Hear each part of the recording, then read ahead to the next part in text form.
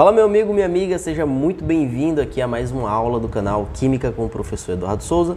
Galera, hoje a gente vai fazer aqui a resolução das questões de Química da prova da Universidade Estadual do Vale do Acaraú, que é uma universidade pública que tem sede aqui em Sobral, no Ceará, né? Mas que oferece vagas também em outros municípios, beleza? A gente vai fazer aqui a resolução da prova de conhecimentos gerais de Química e aí posteriormente a gente vai gravar uma outra aula fazendo a resolução das questões da prova de conhecimentos específicos, beleza? Então, fica aqui comigo pelos próximos minutos que a gente vai ver tudo sobre essas questões aí que foram aplicadas no ano de 2023. Então, pessoal, falando aqui um pouco sobre a prova em si, né? As questões de Química aqui desse vestibular, né, tendem a ser questões um pouco mais decorativas, né? Não são questões tão contextualizadas como as questões que vocês têm no Enem, né? Então, se você estiver estudando para essa prova, foque em se preparar mais para encontrar fatos e conceitos, né, diretamente ali na prova, beleza? Como a gente vai ver aqui um exemplo da questão 45, que é a primeira questão de Química. A questão fala o seguinte: Marie Sklodowska-Curie, mais conhecida como Marie Curie, foi a primeira mulher a ser laureada com o Prêmio Nobel e a única a ganhar o prêmio por 2 vezes em áreas distintas, além de ter sido a primeira professora mulher na Universidade da Sorbonne, na França. A pesquisa desenvolvida por ela sobre a radioatividade possibilitou a descoberta de 2 elementos químicos. São eles: letra A, urânio e rádio, letra B, frâncio e urânio, letra C, rádio e polônio, ou letra D, frâncio e césio. Então aí, pessoal, é uma coisa assim que você tem que saber essa informação, né? Você não consegue, com o seu conhecimento de Química, deduzir qual seria a alternativa correta para essa questão, tá? Uma dica que eu dou é o seguinte: lembra que a Marie Curie, com esse nome aqui, né, Sklodowska, ela era polonesa, tá? Marie Curie, ela era polonesa. E aí o nome do elemento químico polônio foi dado justamente em homenagem ao seu país natal, né? Então a única alternativa aí que a gente tem do polônio é a letra C, beleza? Então essa é a alternativa correta, certo?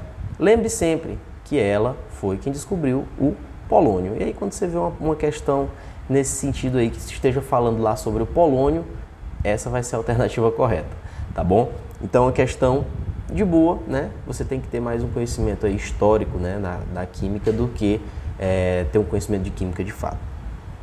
Então vamos para a próxima questão aqui, questão 46. A tabela periódica moderna, em geral, mostra o número atômico junto com o símbolo do elemento.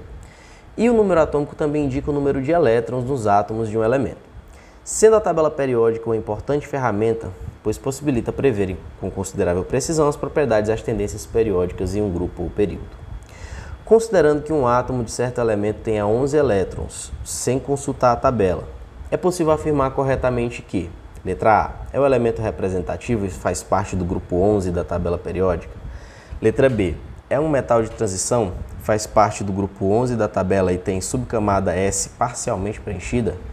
Letra C, é um metal de transição e faz parte do grupo 10 da tabela periódica. Ou letra D, é um elemento representativo e faz parte do grupo 1 da tabela periódica. Meu povo, isso aqui é de boa, tá? Para você descobrir algumas informações em relação a um elemento químico, né, falando em termos aí de tabela periódica, você tem que fazer a distribuição eletrônica do elemento, porque olhando lá na camada de valência, você vai descobrir de qual grupo o elemento faz parte e de qual período ele faz parte. De que forma? O grupo ao qual ele faz parte vai ser indicado pela quantidade de elétrons que ele tem na última camada. Então, se ele tem 1 elétron na última camada, ele é do grupo 1. Se ele tem 2, ele é do grupo 2. Se ele tem 3, ele é do grupo 13. Se ele tem 4, ele é do grupo 14 e assim sucessivamente, ok? Lembrando que elementos representativos, eles vão ter a sua camada de valência terminada nos subníveis S ou P, tá? E os elementos de transição vão ter a sua última camada terminada em orbitais D e F, certo? E a questão do período vai ser dado ali pelo último nível onde acaba a distribuição eletrônica. Se a distribuição eletrônica acaba no nível 1, ele é do primeiro período. Se acaba no nível 2, é do segundo. Nível 3 é do terceiro e assim sucessivamente. Então, para resolver essa questão aqui, a gente vai fazer a distribuição eletrônica desse elemento, que tem aí 11 elétrons. Como que vai ficar essa distribuição eletrônica? Vamos lá. Distribuição eletrônica sempre começa com 1s2, depois 2s2, depois 2p6, certo? No caso aqui a gente já tem 2, mais 2, 4, mais 6, 10 elétrons, falta só um elétron, então vai terminar em 3s1, certo? Distribuição eletrônica na camada de valência aqui, ó, 3s1. Se termina em 3s1, esse elemento aqui é um elemento que está no terceiro período. E se tem um elétron no último nível de distribuição eletrônica, ele só pode ser do grupo 1. A única alternativa que fala, né, que se trata de um elemento do grupo 1 da tabela periódica é a alternativa D. D de dado, que fala que é um elemento representativo, faz parte do grupo 1 da tabela periódica, então vamos marcar aqui a alternativa D de dado. Beleza? Vamos agora para a questão 47. A questão 47 fala o seguinte: determine respectivamente a geometria das moléculas de CO2, H2O e NH3. Bom, a determinação da geometria molecular, ela envolve um pouco você saber como que é a molécula, ou seja, você tem que fazer a determinação ali da fórmula da estrutura de Lewis, né? E a partir da estrutura de Lewis você vai ter uma noção de como que vai ser a geometria dessa molécula, tá bom?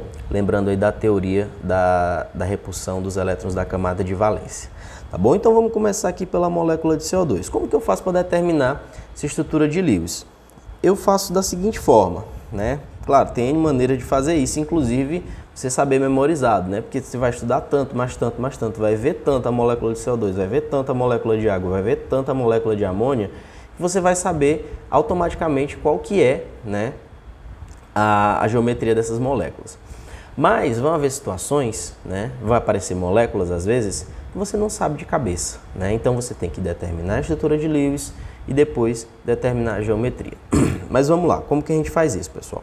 A primeira coisa que eu faço é levar em consideração aqui quantos elétrons cada elemento desses aqui tem na camada de valência, né? Começando pelo CO2, eu sei que o carbono ele tem 4 elétrons de valência, certo? 1, 2, 3, 4. E o oxigênio tem 6 elétrons de valência. Tá aqui os 6 elétrons de valência do oxigênio.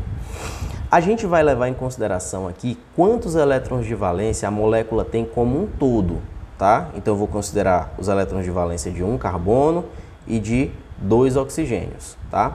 Um carbono tem 4 e cada oxigênio tem 6. No caso aqui, ao todo, a gente vai ter 16 elétrons, né? Porque dá 6 mais 6, 12, 12 mais 4, 16 elétrons. E aí depois a gente vai dividir esse valor por 2. Dividir por 2. Por quê, professor? Porque é o seguinte, os elétrons eles sempre vão estar formando ligações aos pares, tá? Eles sempre vão estar se agrupando aos pares se a molécula tiver um número par de elétrons. Dividindo isso daqui por 2, a gente vai saber quantos pares de elétrons a gente vai ter ao todo, em toda a molécula. 16 por 2 dá 8, certo? E aí agora, nós vamos colocar esses pares de elétrons em torno dos átomos, tá? Se ao colocar todos os pares de elétrons, né, eu não completar o octeto, né, de cada elemento, aí a gente vai completando com ligações duplas. Primeiro a gente vai começar colocando ligação simples em todos, né? Se faltar a gente vai colocar ligação dupla. Então deixa eu apagar esses danados aqui. Vou afinar um pouquinho aqui minha caneta que está muito... Pronto. Vamos lá. Então, eu vou colocar aqui o carbono, o oxigênio de um lado e o oxigênio do outro. Você pode falar, professor, como é que eu vou saber que é o carbono que fica no meio e não o oxigênio?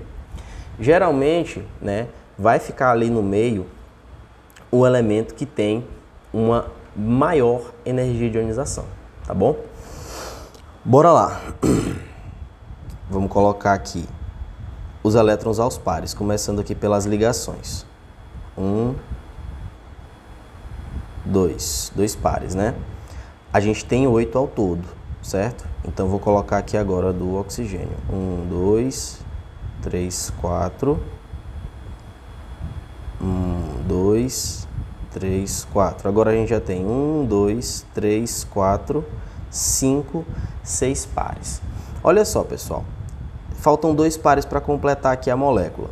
Se eu colocar os 2 pares aqui no oxigênio, observa que eu completo o octeto do oxigênio, mas do carbono eu não completo, certo?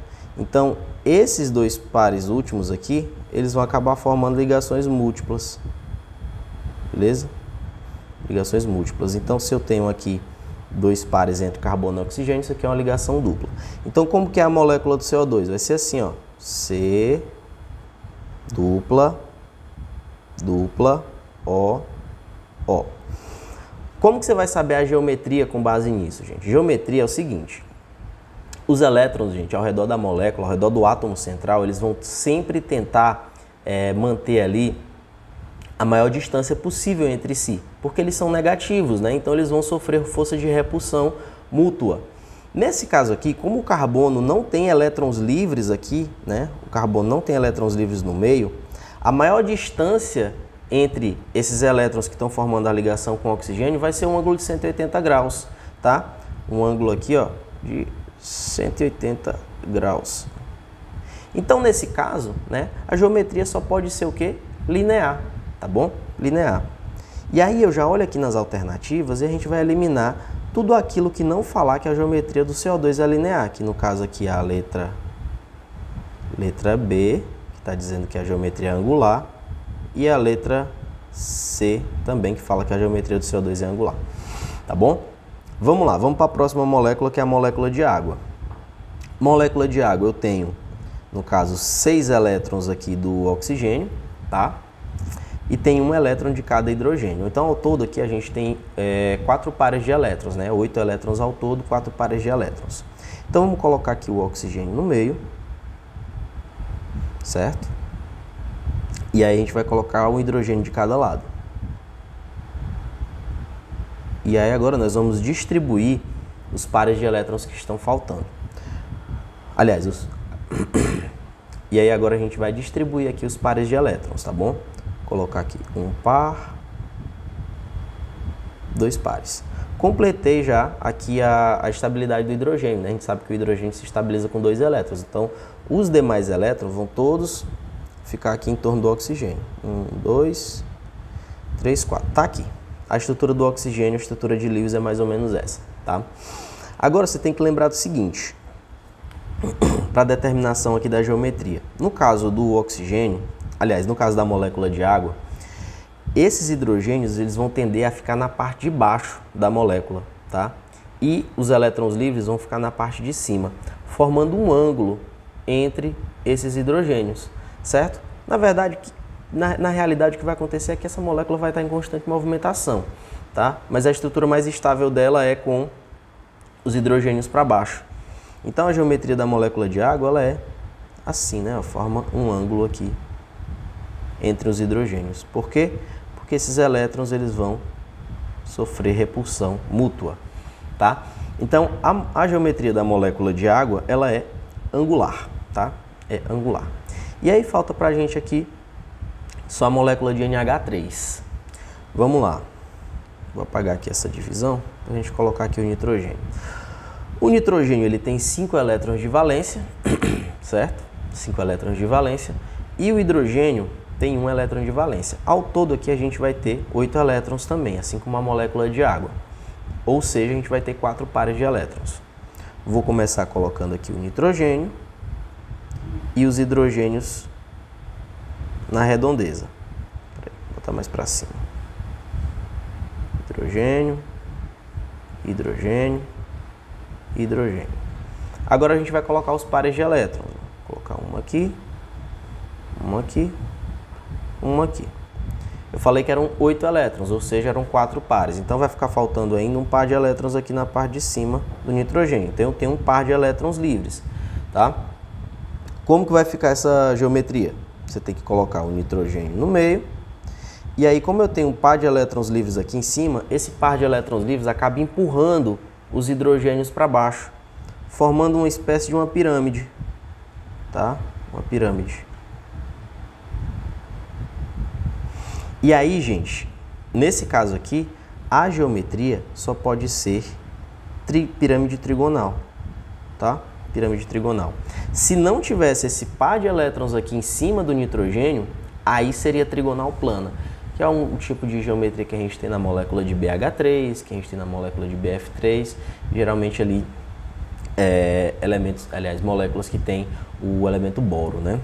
Então aqui a alternativa correta, pessoal, é a alternativa A, tá? Alternativa A de aluno, beleza? E essa questão 47 também, ela tem um pequeno problema, né, gente? Ela não apresenta aí os números atômicos dos elementos, carbono, oxigênio, nitrogênio e hidrogênio. E aí, se você não souber isso de cabeça, igual eu sei, né? Se você não souber, se você não souber as posições desses elementos na tabela periódica de cabeça, você não vai saber quantos elétrons de valência esses elementos têm. E aí, não sabendo a quantidade de elétrons de valência, você não tem como fazer a questão. Então, o correto seria a questão ter fornecido aí os números atômicos de cada um desses elementos, para você fazer a distribuição eletrônica, descobrir quantos elétrons de valência ele tem, tá? Para depois fazer essa determinação aí da geometria, ok? Então, é uma questão aqui que é passível até de ser anulada, mas a gente sabe que geralmente as bancas de vestibular, elas têm uma dificuldade enorme de reconhecer um erro, né? Então, vamos aqui para a questão 48 agora. As moléculas podem ser classificadas como polares e apolares. Qual a polaridade esperada para as moléculas de ácido clorídrico, tricloreto de boro e amônia? E aí aqui a gente tem um outro erro na questão, né? Porque ele acaba repetindo aqui no final desse enunciado da 48, o enunciado lá da 47 tem aqui no final, determine respectivamente a geometria das moléculas de CO2. Então, tá repetindo aqui o enunciado da outra questão, né? Isso aqui pode fazer um aluno, às vezes, quebrar a cabeça, né? Que ele está desatento e aí fica pensando que tem que fazer a determinação dessas geometrias de novo, tá? Deixa eu riscar aqui que é para não dar problema. Eita, que minha caneta tá difícil hoje. Pronto. Riscamos aqui esse final, vamos ignorar isso daqui. Então, o que a questão quer é que a gente determine a geometria dessas moléculas. Aliás, a geometria não, quer que a gente determine a polaridade dessas moléculas. Bom, determinação de polaridade é tranquilo. Só que para você fazer a determinação da polaridade, você tem que saber a estrutura de Lewis da molécula, tá? Eu sempre explico para os meus alunos da seguinte forma. Se a molécula só tem dois átomos, você vai olhar só uma coisa, se eles são iguais ou se eles são diferentes, tá? Se esses dois átomos forem iguais, a molécula automaticamente é apolar. Se eles forem diferentes, aí a molécula é polar, beleza? Tranquilo. Então, eu já posso dizer que o HCl, como os dois são diferentes, automaticamente é polar. E se tiver alguma alternativa que diz que o HCl é apolar, a gente vai eliminar, tá? Vou até riscar aqui, ó. O HCl é polar. Certo? Letra C está errada. Agora a gente vai aqui para o BCl3, tricloreto de boro. Gente, tricloreto de boro é o seguinte. O boro, que é o elemento lá do grupo 13 da tabela periódica, ele só apresenta aí 3 elétrons de valência, né? Então eu coloco aqui o B no meio. E o cloro, a gente sabe que ele tem 7 elétrons de valência, né? Vai se estabilizar aí compartilhando mais um elétron. O boro, né, pessoal, ele é um elemento que apresenta aí a contração do octeto. Então ele se estabiliza com menos do que 8 elétrons. Como que vai ser a molécula do tricloreto de boro? Vai ser assim, ó, o boro no meio, né? Aí eu tenho cloro, cloro, cloro, um par de elétrons aqui, um par de elétrons aqui, um par de elétrons aqui.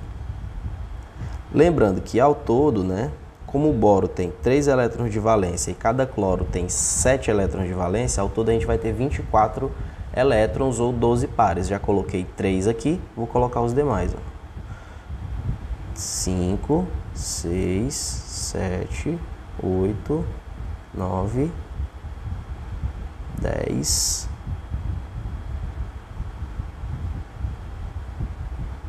Deixa eu ver aqui. 1, 2, 3, 4, 5, 6, 7, 8, 9, 10, 11, 12. 12, certo. Então tá aqui, a molécula do BCl3 vai ser mais ou menos assim. Então a regra que eu explico para a questão da polaridade de moléculas assim, que tem mais de 2 átomos, é a seguinte. Você vai olhar para o átomo central, tá? E você vai contar quantas nuvens eletrônicas tem em torno do átomo central. O que é uma nuvem eletrônica, professor? É um par de elétron livre ou uma ligação. É uma nuvem eletrônica. E aí você vai olhar para quem são os ligantes que estão no átomo central. Quem são os átomos que estão ligados ao átomo central. E você vai contar quantos desses ligantes são iguais, certo? Se a quantidade de nuvens eletrônicas for igual à quantidade de ligantes iguais, aí a molécula é apolar. Se a quantidade de nuvens eletrônicas for diferente, né, da quantidade de ligantes iguais, for uma quantidade aí diferente, aí a molécula é polar, beleza? Vamos fazer a determinação aqui para o BCl3. Ó. Quantas nuvens eletrônicas a gente tem no átomo central? Ó? 1, 2, 3. 3 nuvens. Quantos ligantes iguais a gente tem? 1, 2, 3. Então, a quantidade de nuvens é igual à quantidade de ligantes iguais, ou seja, essa molécula aqui, BCl3, é apolar, tá? É apolar. Se tiver alguma alternativa que diz que o BCl3 é polar, aí a gente já pode cortar, tá? Por quê? Porque ele é apolar. Então, a letra B fala que o BCl3 é polar, vou eliminar. A letra D também fala que o BCl3 é polar. Vou eliminar. Tá? E a amônia é polar. Tá? A amônia é polar. Então, eu vou marcar logo aqui a alternativa A. Mas, se você está na dúvida, né? Se você não sabe se a amônia é polar de fato, a gente também pode fazer essa mesma análise aqui para a amônia. Então, fazendo a mesma análise, vou colocar aqui, até colocar aqui embaixo, vai caber, né? Nitrogênio. Aliás, vamos até aproveitar aqui a estrutura de Lewis da amônia que a gente fez aqui na outra questão, né? Deixa até um hidrogênio aqui, que eu apaguei. Ó, quantas nuvens eletrônicas a gente tem na amônia? 1, 2, 3, 4. No nitrogênio, né? Então a gente tem 4 nuvens eletrônicas e só tem 3 ligantes iguais, ó. Então esses números são diferentes, são 4 nuvens, mas são 3 ligantes. Logo, a molécula de amônia é polar. Alternativa correta, A. Beleza? Vamos lá, questão 49. A decomposição do clorato de potássio, KClO3, produz oxigênio gasoso e cloreto de potássio, KCl, segundo a reação a seguir. Tá aqui a reação, KClO3 forma KCl mais O2. Assinale a alternativa que apresenta os coeficientes estequiométricos representados pelas letras A, B e C. Então, a questão que você que você tem que fazer o balanceamento, né? Balanceamento da equação química. Tranquilo, tá? Tranquilo. Se você tem dúvida nisso daí, vou te dar aqui a dica. Basta seguir a regra do macho. Macho. Ou professor com machismo aqui na aula. A regra do macho é o seguinte, sempre você vai começar o balanceamento pelo metal, depois você vai para os ametais, depois para o carbono, depois para o hidrogênio e por último o oxigênio. Tá? Então é metal, ametal, carbono, hidrogênio e oxigênio. Beleza? Vamos olhar aqui para essa questão. Eu tenho KClO3, forma KCl, mais O2. Pessoal, metal aqui eu só tenho potássio, né? Vamos conferir aqui a quantidade de potássio, né? O potássio do lado dos reagentes tem 1 potássio, do lado dos produtos também tem 1 potássio, está balanceado. O cloro, Cl, do lado dos reagentes tem 1 cloro, do lado dos produtos também tem 1 cloro, então 1. E o oxigênio, do lado dos reagentes eu tenho 3 oxigênio, do lado dos produtos eu tenho 2. Opa, é o oxigênio aí que é o foco, né, do erro, né? É o oxigênio que está com a quantidade desbalanceada. Como que a gente faz para balancear quando eu tenho assim um número ímpar de um lado e um número par do outro, né? Porque vai ser muito difícil você multiplicar o A por um número inteiro que dê o resultado que vai dar a quantidade de oxigênio, né? Qual é o número que eu vou multiplicar por 3 que o resultado vai dar 2? Tem que ser uma fração, né? Tem que ser 2 sobre 3, né? Para você não se complicar muito com fração, eu gosto de fazer o seguinte. Esse número que está bem aqui, o índice do oxigênio, eu vou colocar como coeficiente aqui, tá? Esse índice que está bem aqui, o índice desse oxigênio, eu vou colocar como coeficiente aqui. Vou colocar e vai ficar assim, ó. 2KClO3 mais, aliás, mais não, formando KCl mais 3O2. Balanceei a quantidade de oxigênio, não foi não? Tá balanceado, ó. 2 vezes 3 dá 6, 3 vezes 2 dá 6 também. Vai ficar faltando o quê? Acertar a quantidade de potássio e de cloro, porque quando eu coloco um 2 aqui desse lado dos reagentes, do lado do KClO3, eu mexo na quantidade do potássio e do cloro. Então, para acertar isso, eu tenho que colocar um 2 aqui desse lado também, tá? Então, a alternativa correta é a que apresenta o A igual a 2, o B igual a 2 e o C igual a 3, que no caso é a alternativa D. 2, 2, 3, beleza? Vamos agora para a questão 50. Uma solução aquosa foi preparada ao dissolver 60 gramas de hidróxido de sódio em 500 ml de água. Qual é a concentração da solução? A questão aí também, pessoal, não está fornecendo para você a massa molar do NaOH, né? O que torna o processo um pouquinho mais problemático. Se você for resolver a questão, se você não souber essa massa molar, fica impossível resolver, né? Então a questão ela é carente de dados, né? Mas, como a gente tem que resolver, vamos resolver. O NaOH, salvo engano, a massa molar dele vai dar o quê? 23 do sódio, né? 16 do oxigênio e 1 do hidrogênio. 23 mais 17 vai dar 40, né? Então a massa molar do NaOH aí é 40 gramas por mol. Como que faz para calcular? Como faz para calcular a concentração? Usa a formulazinha. Concentração molar é igual a massa da amostra sobre a massa molar vezes o volume, tá? Vezes o volume. Qual que é a massa? 60. Qual que é o volume? 500 ml. Massa molar, 40. Substitui os valores, vai ficar concentração molar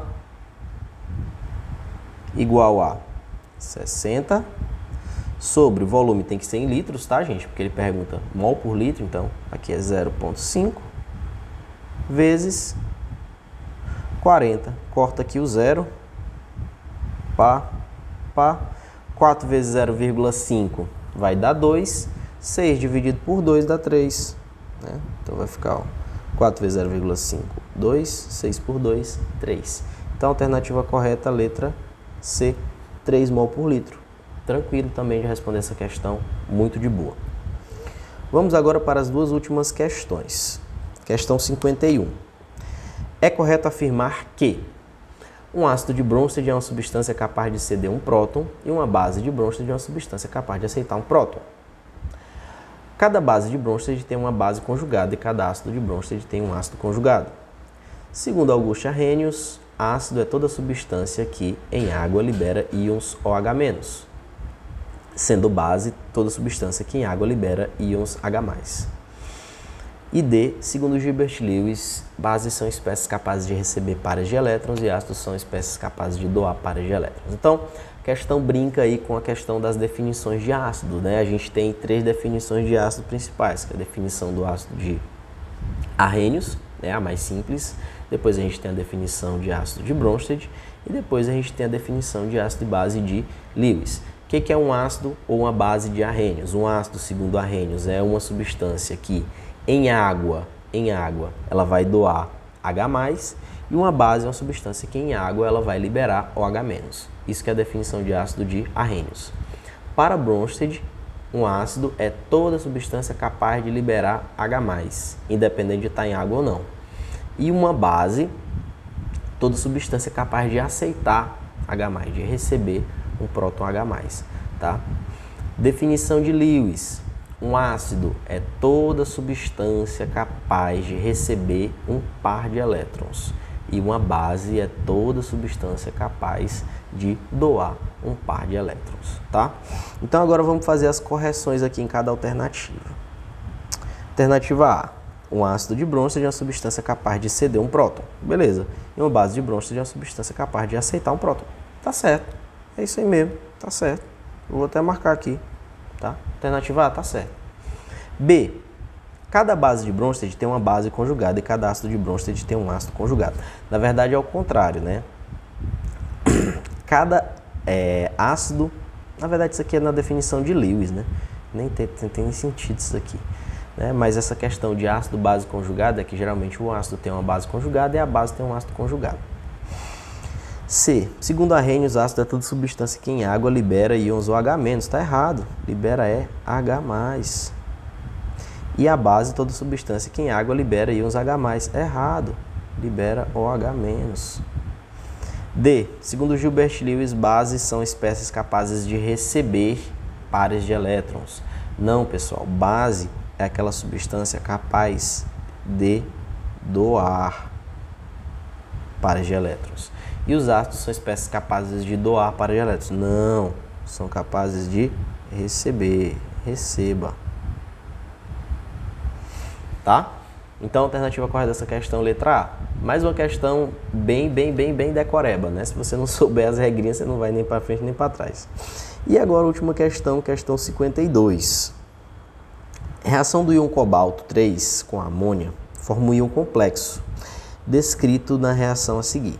Então, tá aqui o CO3 mais reagindo com o NH3 para formar esse íon complexo aí, que é o CONH3 6,3+.